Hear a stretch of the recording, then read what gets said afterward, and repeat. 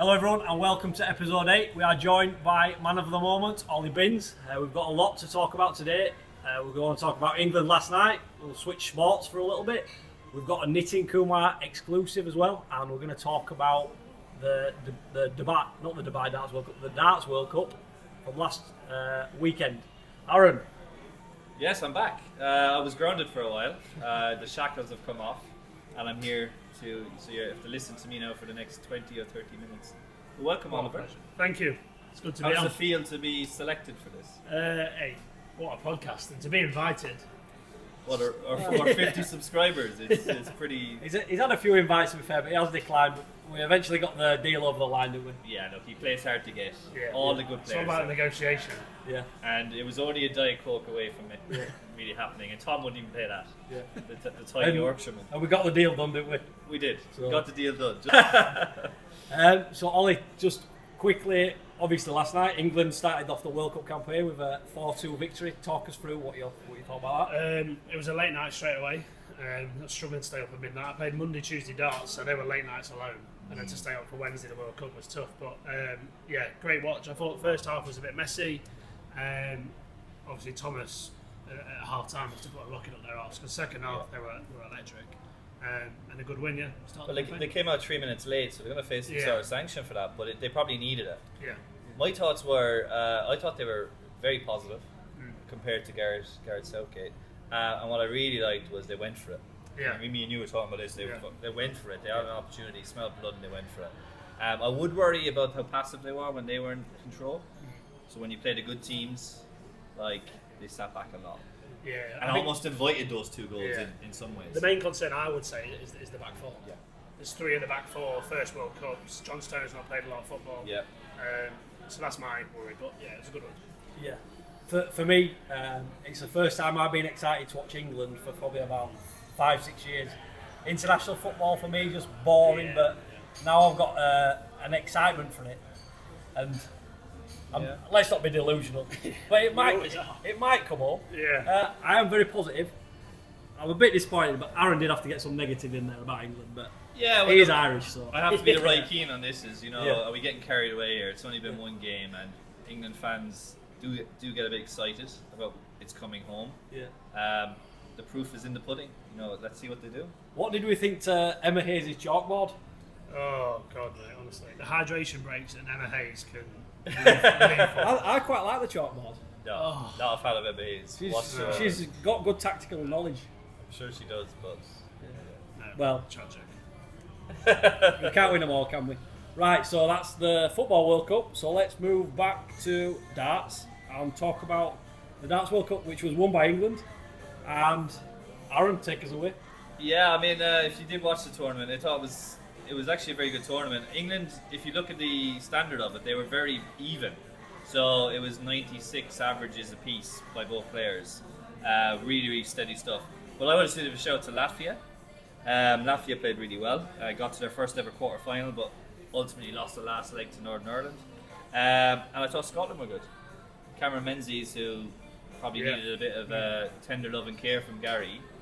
And did you see that Gary openly said, "Stop hugging me"? He was a bit too affectionate after some of the games. But good, well played to England. I thought Netherlands played well, Van Gerwen, I probably is the best I've seen him for a while. Yeah. It was fired against England. He played well in the first half, and then he did drop off, which allowed Luton and Humphries to hit. But I thought Van Gerwen played well. Yep. And they're going to be a partnership for the future, I think, next few years. Yeah. And then we have our exclusive. So we had a good chat with Nit, and you would have seen him. He was disappointed with India's performance. I was really interested in talking to him, so I spent a bit of time today dissecting his performance. And what he was saying was actually, this time on the stage, he became really sweaty, and he couldn't find his grip. So he was practicing really well, but he couldn't find his grip. And you could see if you watched him on the TV, he was struggling for grip. And actually, he didn't think he was nervous, but from talking to players, that's a sign of just that sort of really struggling on the stage. The pressure was on him, and it's body fight or flight. That's what he said, and that's very interesting to say. It's like he didn't think he was nervous, but ultimately there's something mentally there. Yeah, subconsciously. It's probably a much more common thing than people let on, because naturally, sport people tend to hide their emotions, especially men's sport. But if you look like at Luke Humphries, he was somebody who struggled a lot with anxiety, and now, well, he's just won the World Cup. Yeah. Albeit little might have carried him a little bit, But he was speaking to Dimitri Vandenberg, who's going through a tough time, and he said you actually have to accept it, that this is your body's response. You're going to have to learn to deal with it. So what Nitin has said to me is actually, and watch this space, but he's actually going to change his whole grip. So what he was saying is his current grip uses the fingers too much. So when this occurs, when you get really sweaty, clammy, he struggles to feel his fingers, and then the release is affected. You can see like some of his shots when he's going for 19s almost hit a double three, and because he couldn't get out of dart. So he's going to change his grip so there's less reliance on the fingers and more on the hand release and letting the magic happen. And you know what? If there's any player that I've seen who could do that, it's Nitin. Yeah. He's changed his grip multiple times. yeah. Did his game drop when he changed his grip? Because you'd expect to do so if he's been training with that grip for years. Or It always does. Yeah, But yeah. as I said to him today, like his drop in level compared to us, he'll still win a Brooklyn Tuesday with ease. But it's more about getting to that top level. So he understands he's disappointed, obviously. But you know, Nitin, you should be proud. We all watched it. We all saw it. we're all rooting for him. And we've no idea what it's like on that stage. No. And none of us probably will ever. Well, we get nervous in a pub, so yeah. Yeah, that leads you on do. to the kind of sub question is how much of darts is talent and ability and technique, and how much of it's actually mental.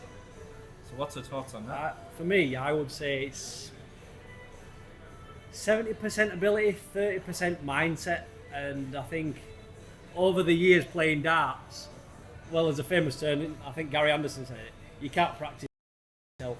You've just got to play darts. When you're on a double, that's the hardest part of it. And I think that's what Nitin's trying to tell us, Yeah. is that actually you are going to get nervous even on that main stage, but you're going to have to learn how to deal with the nerves. Yeah. And it's happened to all the players. I actually think it's more mindset.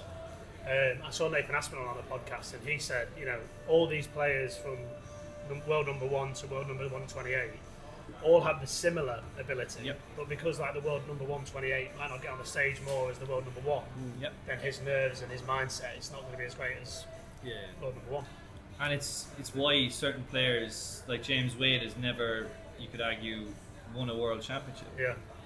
I mean, his talent is there. Is there something stopping him mentally from doing it?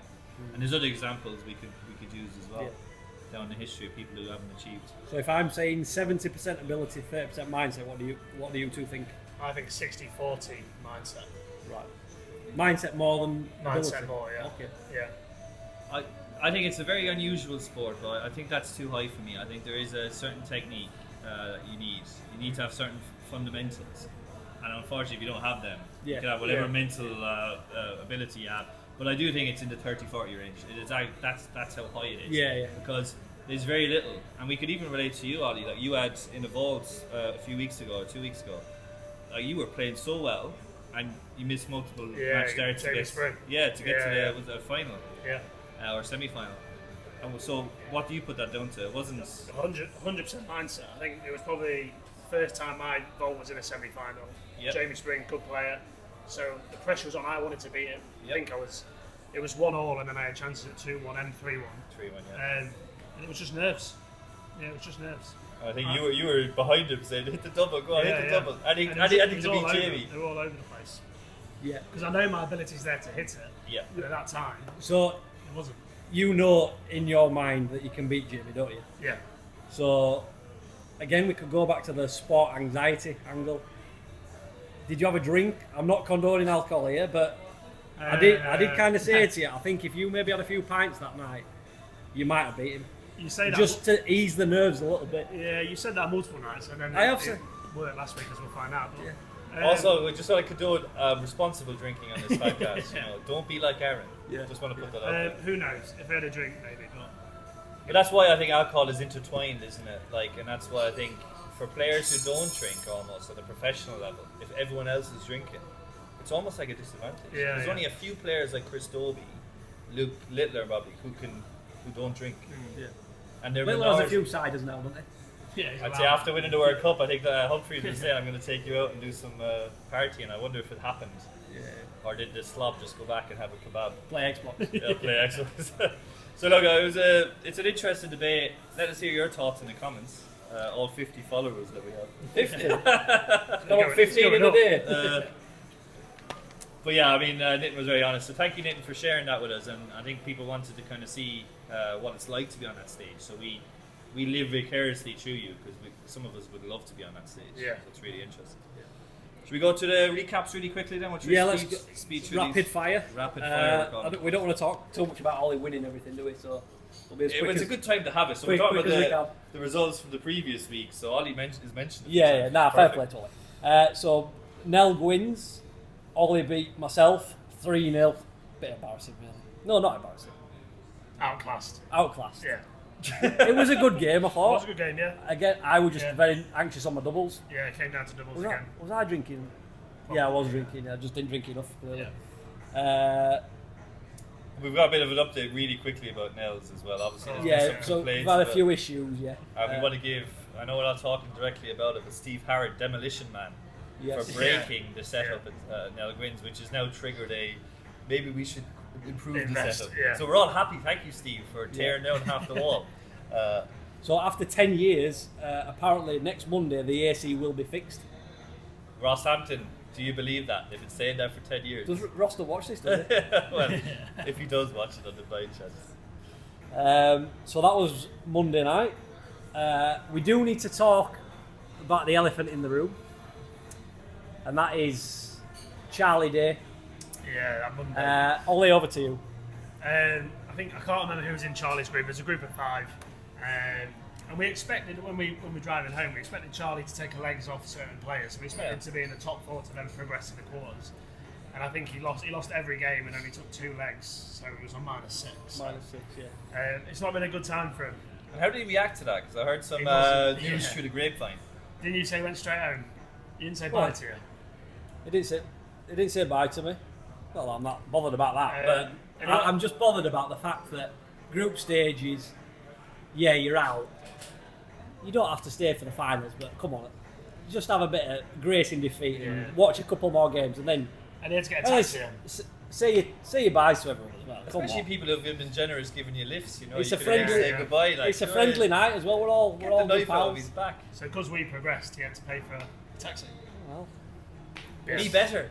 Bad time for Charlie. keep practicing. You'll be mentioned again, Charlie. Don't worry. Yeah. It's a very Charlie-focused episode. But I am pleased to say that this week he had a better week.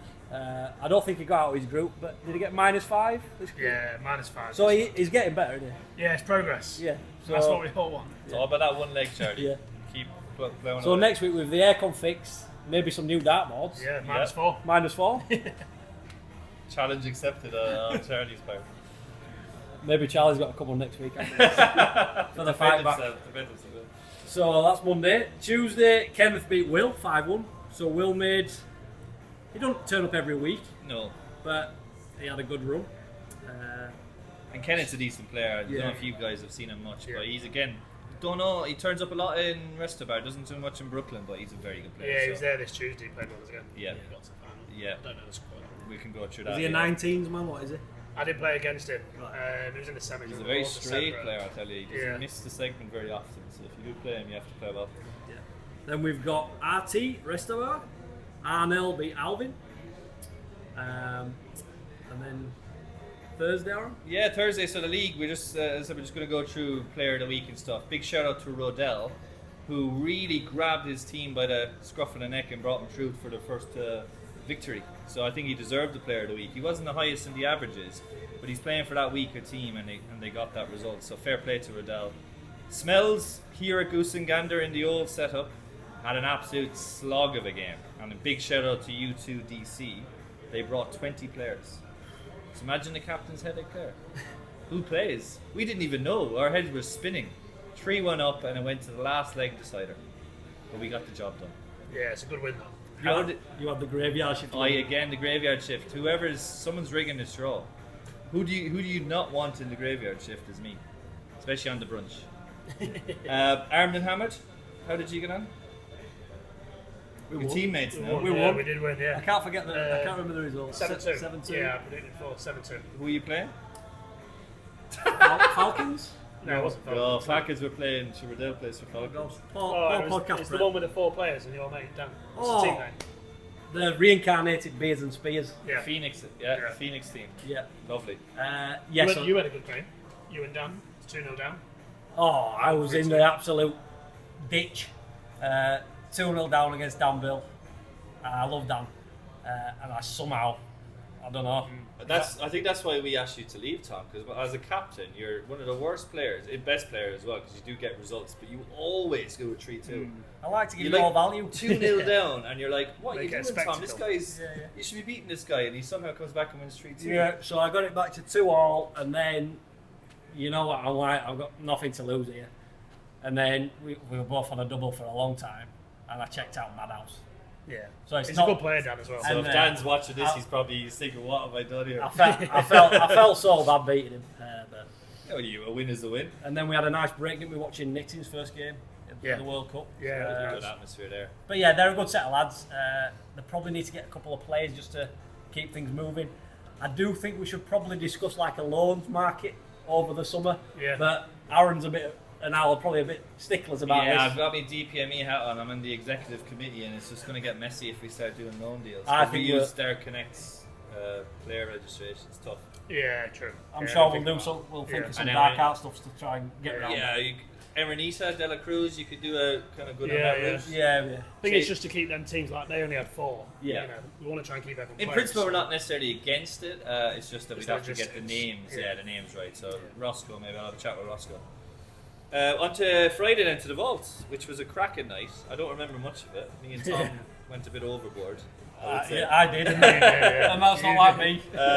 So it was the final vault, so we all got a bit excited. But Ollie, you won your first vault. You welcomed Come on! very exclusive club. Yeah. Very. There's only a handful of players. Who's in that? Tom somehow.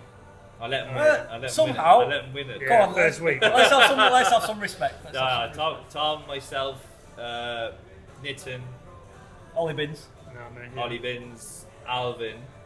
Ah, Al. There's one other. There is, yeah. who's that? I don't know. Oh, okay. I'll have to find that out. Yeah, I'm Yeah. not sure about that one. Find it out. We'll do some research. Yeah, I'll dig into the archives Yeah. and see. So Ollie, talk us through it, mate. Talk us through your route to victory. God, it's nearly 2 weeks ago. Can't remember who was in my group. I had Peter Stagles in the quarterfinals. Really good game. That was Good guy as well. yeah, Good 3-2. One that I purely had to dig deep because he could have easily gone the other way and he could have beat me. So we got through him. Had Ronnie. Ronnie said to me that I'm his nemesis now. He's never beaten me. But let's be frank, Ronnie's having a few nemesis. He's going through a tough time. He's getting out of groups, but then there's not Yeah, not and he's much struggling to happening progress. after that. So then beat him 3-0 and final against Riddell. And I think you said before I needed a final. Or I needed a semi-final Yeah, I gave you that self-motivation. to get to the 8. So when I got to the final, I just thought, just give it a go. And you smashed him. And I Yeah, chalked yeah. that final just for the audience at home. You started off like an absolute train, man. You were in the 90 averages for Yeah. the first leg, 80s, and then I think you rounded up to around the 70. Yeah. But that's what I think he blew Rodell away, which is not Yeah. it's a difficult thing to do because he's playing so consistently. Yeah. To blow him away and go 2-0 up like that. Credit And to you, there was still a few people there, and I think people wanted the slight underdog to win versus Riddell. So we get even behind you. afterwards, it was class. I was chalking, What a secretly feeling. happy. Sorry, Rodell, but I have to be a part of Yeah, it. good feeling. Great feeling, and that really secured your qualification. And so we have also another exclusive now around the Order of Merit. So what's happened is I've reached out to all the players. I'll share this in writing tomorrow, but I can now confirm the top 8 players who are going to compete on the 27th of June in McGettigan's. And it's not who you think, because ultimately we've had 2 players. The top 2 seeds are unavailable. So that is Nitin Kumar is, I think, pretty sure he's in India qualifying for something, or he's away. That's a valid excuse. then. Yeah, valid. But Let's- what's let's not go a to- valid let's go excuse to the next one. Who's number 2? is Tom Needham. Okay. So do you want to explain to everybody why you've declined the Yeah, opportunity why have you done to 10 get- weeks of commitment and then Oh God. 500 get dirhams it of from all vouchers angles here. and roast dinners? Like, you're just throwing it all over. For me, it's middle of June. It's very hot in Dubai. Work's finished, and you know me, Aaron. I love to travel, and if I've got the opportunity to go travelling, why would I do that? For me, I love my darts, but I don't think darts is everything. So yeah, It's going to be a very controversial I've decided to. point of view. Yes. And I think, again, in the comments, give him some... I've decided to book a flight. I've not actually booked it yet, so I'll be leaving midweek. And I've formally pulled out of the event. So there's no going back now. And I am also disappointed with you, Aaron, and the fact that you've had to run this by the McGettigans team, that I only get half the prize money that I was promised. So I'm only getting 250 dirhams prize money for finishing second in a 10-week event, which I think is pretty bad. So with my legal team has been of course informed, and they'll be in touch. And I'll put it to you this way, in the PDC way of things. So 5 hours later. if you're order merit for a European event of 8, and then you suddenly, so you've worked all year in the Pro Tour and all of this thing, and you're ranked number 8 and you're getting invited to the European Tour, but you don't turn up for the actual event, do they get any prize money? I don't know. Where does the prize money go? So what would you want? You would want all the money and then the person taking your place? I think I should get the 500. So the person dirhams. taking your place gets nothing Yeah. for competing in a grand final. No, but if they get to the final, they'll win some prize money anyway. Yeah. That's a good argument. I've silenced Aaron for the first time ever. But we have to Not sure I fully safeguard our people being bumped up, and they deserve Yes. something because Yeah. they've been committed. Now, fair play to the guys who've made it. Well, I don't want to spoil it. You can Yeah, carry let's on. have the official 8. Yeah, the official names then. So, and this is a live exclusive. Well, it's not live, but it'll go on the podcast first. So go watch. You know, you're going to hear it first here, and then I'm going to publish it later. Is the top 8 are Jamie Spring is seeded 1 now. Aaron Barry, myself, is seeded 2. Peter Eagle, haven't seen. Anyone seen Peter Eagle? Is he? Where is he? Is seeded 3rd. Ollie Binns is seeded 4th. So he's jumped up by that win. Ronnie Rodriguez, big shout out to Ronnie, is seeded 5th now. Adam Craig Mile is seeded 6th. Nevin Donnelly now is seeded 7th. And Charlie Day is our number 8 seed, somehow. And we have to talk about this because he actually, his original position was 12. Yeah. And now he's top 8 in the 8th position. Does anyone want to explain how that's happened? I think, you know, I think we all want to say as something. much as we give Charlie all the banter, he's been there every week, so he's committed. But how many, and he's beat Jamie Spring last week. Do you know the stats though? No. Do you want to see his hit rate getting out of groups? Right. Because you know I'm the stat guy. I know all this. Aaron's given me a very good stat. 10 weeks. Charlie has failed to get out of the group 8 times. And he's qualified? Let that one sink in, guys. What is going on there? So, I think Alan and Aaron need to think of the order of merit rubbish, whatever they do, and they need to think about that.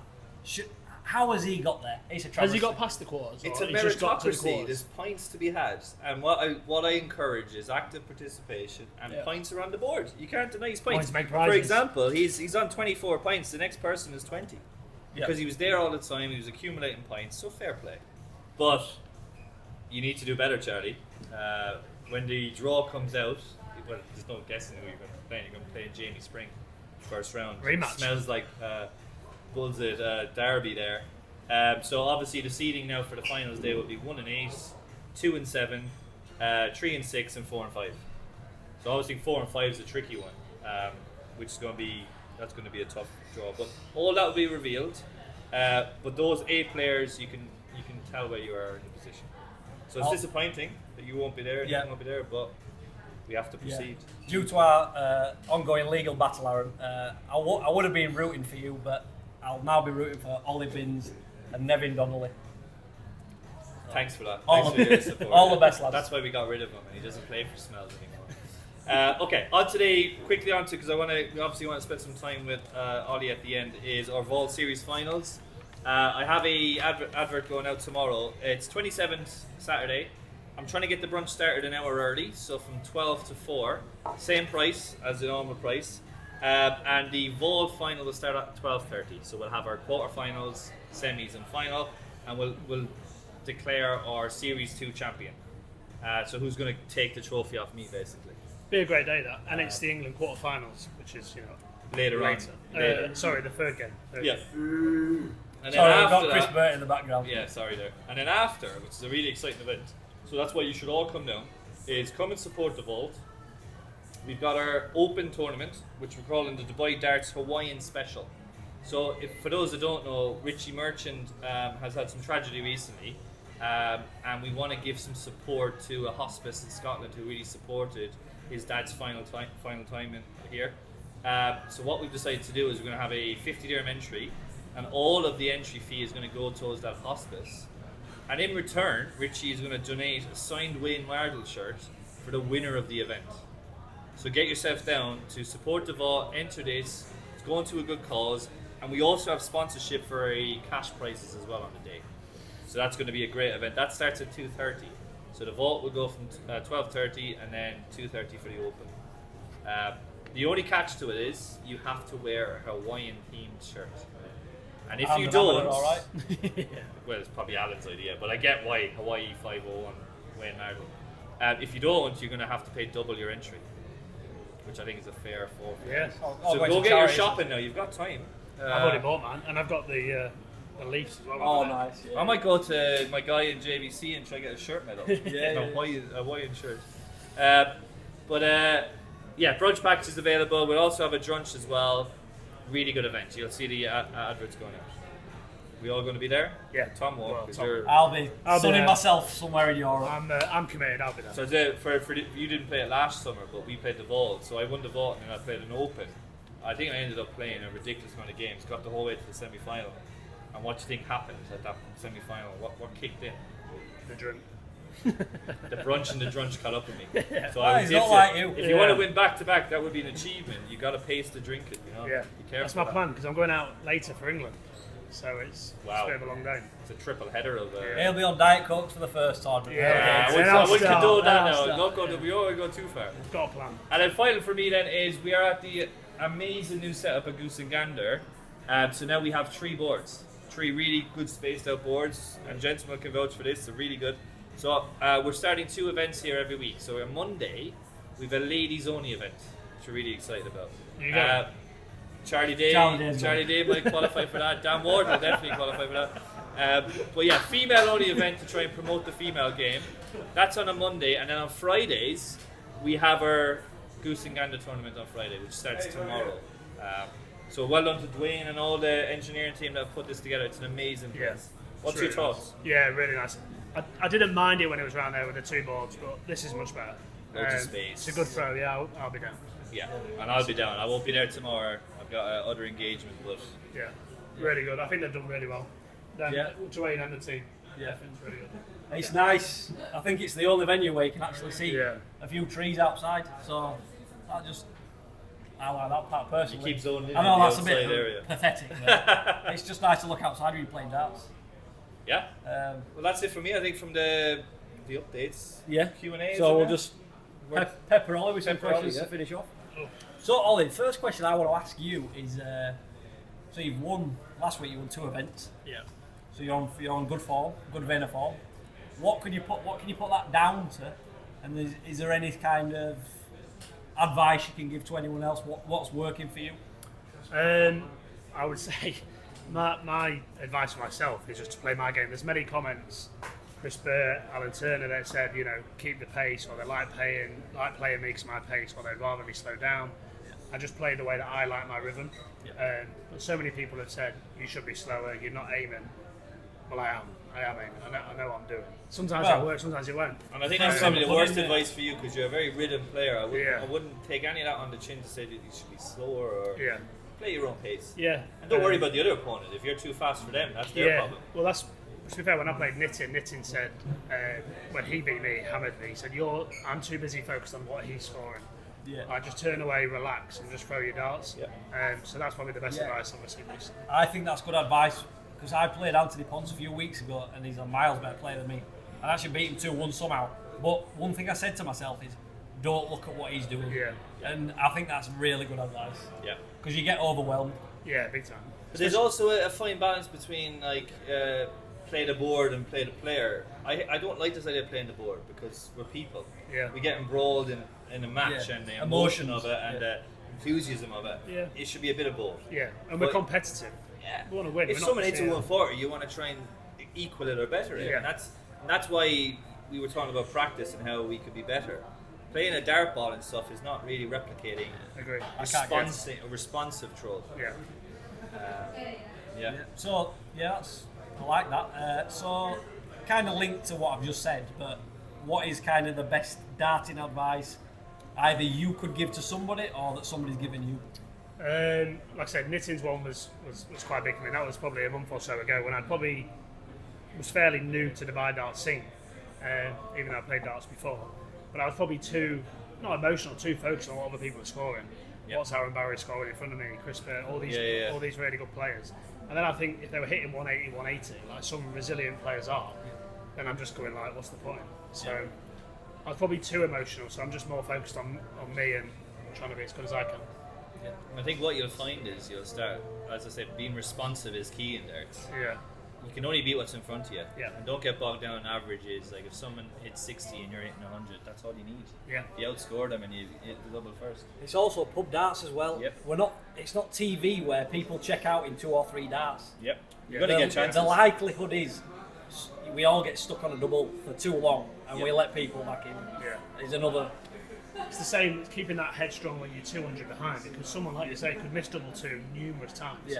And then you've got half a chance. Yeah. You just got to keep in the game. Yeah.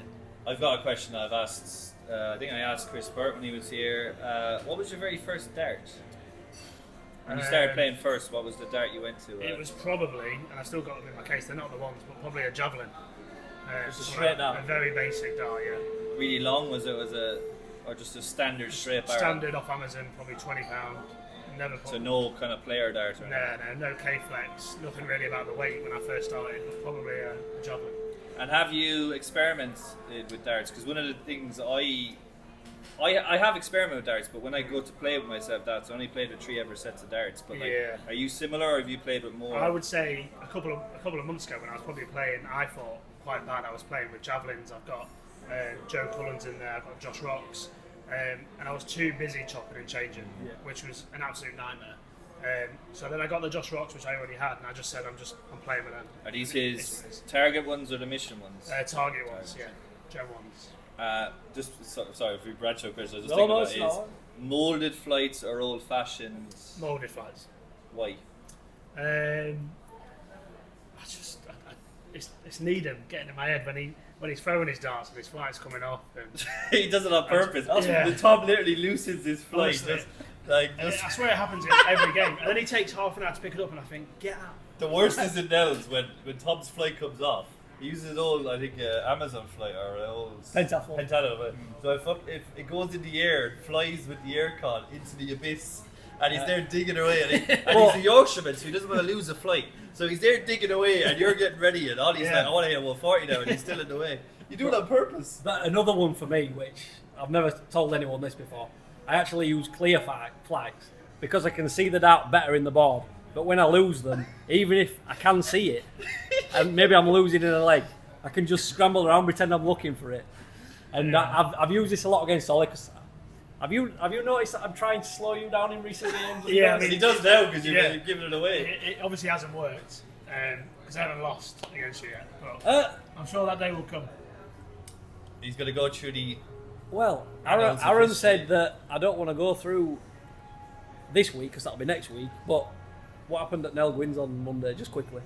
No, we don't go into that. Right, anyway, just to clarify, I have beaten Ollie Binns, so it's fake news. So you're saying molded flights, and my other question is, because all the companies are doing it now, and I'm a very old-fashioned person, but these Swiss points, and are you a fan of those? I have Swiss points on, so I'd say yes.